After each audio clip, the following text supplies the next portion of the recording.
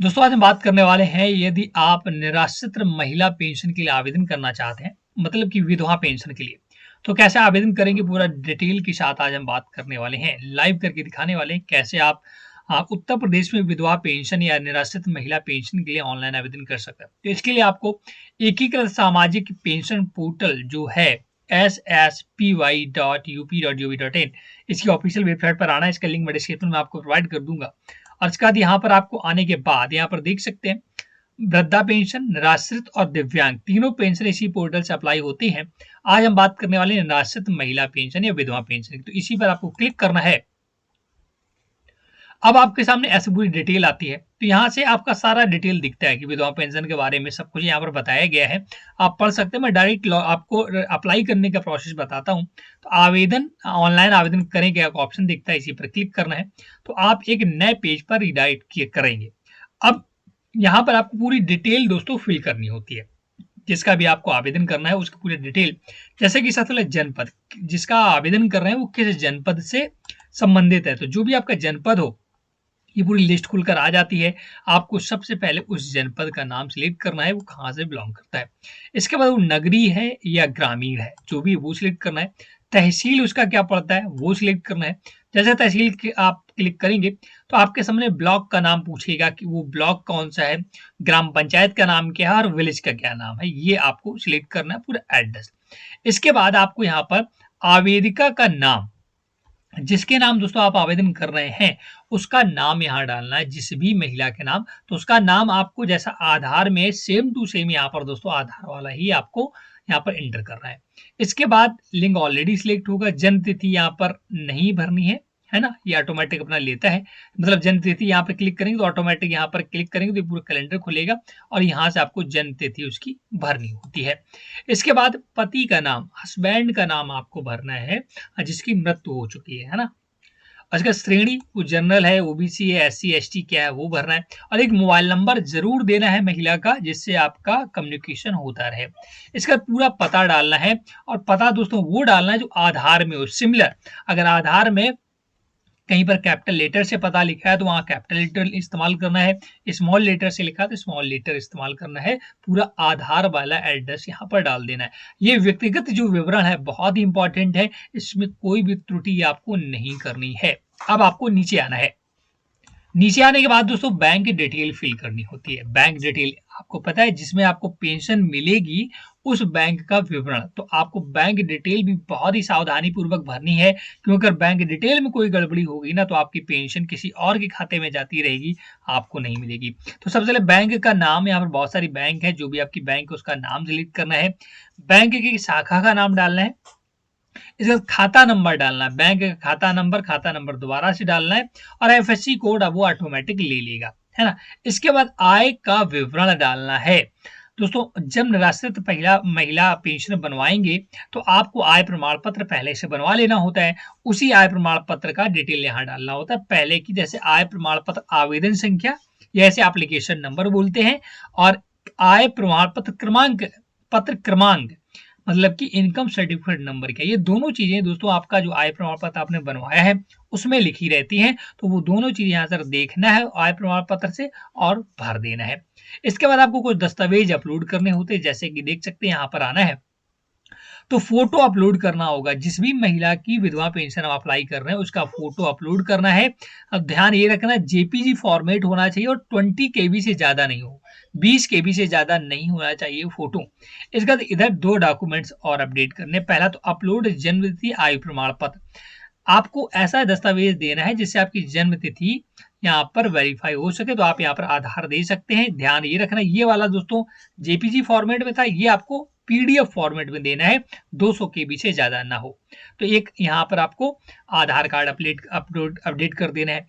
इसके बाद पति का मृत्यु प्रमाण पत्र, यहाँ पर जिसकी मृत्यु हो चुकी है पति के उसका भी प्रमाण पत्र यहाँ अपलोड करना होगा। ये भी 200 केबी से ज्यादा नहीं होना चाहिए, पीडीएफ फॉर्मेट में। आपको नीचे आना है और अब सारी डिटेल भरने के बाद यहाँ कंसेंट डिक्लेरेशन कंसेंट देना है, कैप्चा भरकर सबमिट कर देना है। निराश्रित महिला पेंशन पंजीकरण फॉर्म सफलतापूर्वक भरा जा चुका है। आपका पंजीकरण संख्या दोस्तों आ चुका है। देख सकते हैं फॉर्म भर चुका है और आपका पंजीकरण संख्या जनरेट हो चुका है। आपको इसे नोट करके रखना, ये बहुत ही इंपॉर्टेंट है और इसी से आपका पूरा फॉर्म भरा जाएगा। कृपया आवेदन की स्थिति के लिए यहाँ क्लिक करके लॉगिन करें। यहाँ जैसे आप वहाँ पर क्लिक करेंगे ये ऑप्शन आएगा, आपको यहाँ विडोज पेंशन सिलेक्ट करना है और जो रजिस्ट्रेशन नंबर जनरेट हुआ वो डालना है और रजिस्टर्ड मोबाइल नंबर डालना है। सेंड ओटीपी पर क्लिक करके एक ओटीपी आएगा, वो ओटीपी डालना और कैप्चा डालकर लॉगिन बटन पर क्लिक करना है।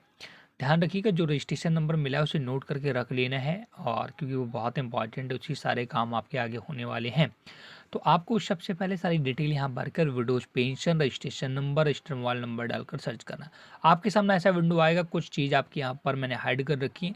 देखिए स्टेप 1, स्टेप 2, स्टेप 3 आवेदन की स्थिति यहाँ पर पहला स्टेप भर चुका है। आज अब हमें सेकेंड स्टेप भरना है, application pending for final lock. Final lock करना है एप्लीकेशन को।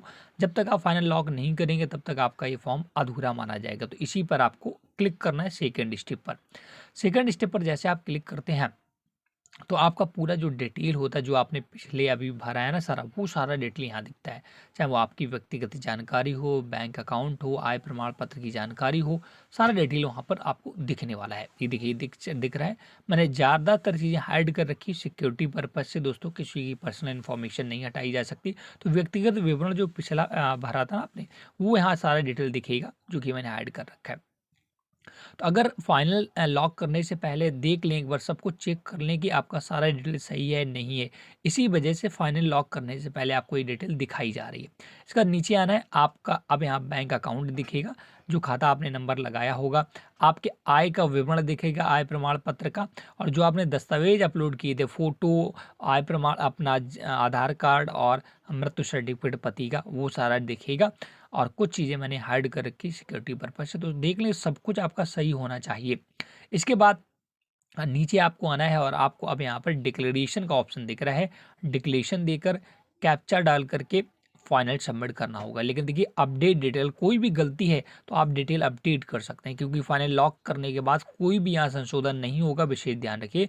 अब आपको फाइनल सारी चीज़ें अगर सही हैं आपकी, एक बार चेक करने के बाद तभी फाइनल सबमिट करना है। फाइनल सबमिट करते ही अब यहाँ पर दोस्तों आपके आधार का सत्यापन होगा। तो जो नाम होगा ना आधार में, बिल्कुल सेम टू सेम आपने जो भरा ही होगा। अब आपको यहाँ पर अपना आधार नंबर डालना है, लिंग सिलेक्ट करना है। हाल ऑलरेडी सिलेक्ट होगा, मेल या फीमेल, यहाँ पर ऑलरेडी से 3 अटेम्प्ट आपको मिलते हैं आधार सत्यापन करने के लिए। इससे ज़्यादा अगर आप बार बार ट्राई करेंगे तो फिर आपको प्रॉब्लम होगी। तो मात्र 3 अटेम्प्ट मिलेंगे। यहाँ डिक्लेरेशन दे देना है ना। कैप्चर डालकर क्लिक फॉर आधार ऑथेंटिकेशन का जो ऑप्शन दिख रहा है, इसी पर आपको क्लिक करना है। यहाँ पर देखिए मैं कैप्चा एंटर कर रहा हूँ और कैप्चा डालने के बाद क्लिक फॉर आधार ऑथेंटिकेशन पर क्लिक करना है। ये बोल रहा है कि सब कुछ एक बार चेक कर लें, कोई भी दिक्कत नहीं होनी चाहिए।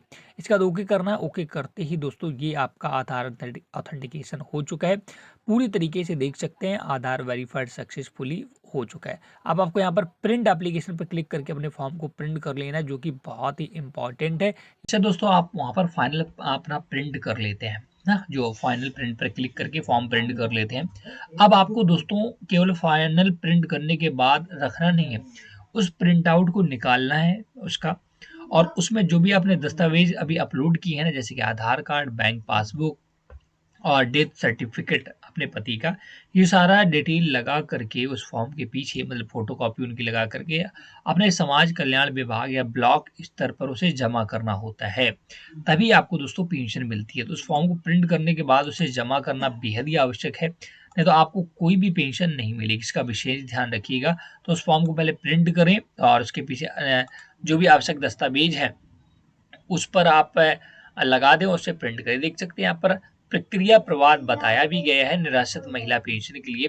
सर फॉर्म को आपको जमा करना होगा, आवेदन ऑनलाइन करने के बाद फॉर्म जमा करना होगा, फिर वीडियो एसडीएम के द्वारा रिपोर्ट लगाई जाएगी। देखा जाएगा आपकी सभी जानकारी अगर सही है तो 60 दिन का संबंध के अंदर अंदर आपको ये रिपोर्ट लगाई जाती है। अगर यहाँ इस सिस्टम में सही हो जाता है तो आपको स्वीकृति दे दी जाएगी। इसके बाद जिला परीक्षा अधिकारी के पास फिर फॉर्म पहुंचेगा, वो सारा डिटेल देखेगा, सब कुछ सही है तो वो भी स्वीकृति दे देगा।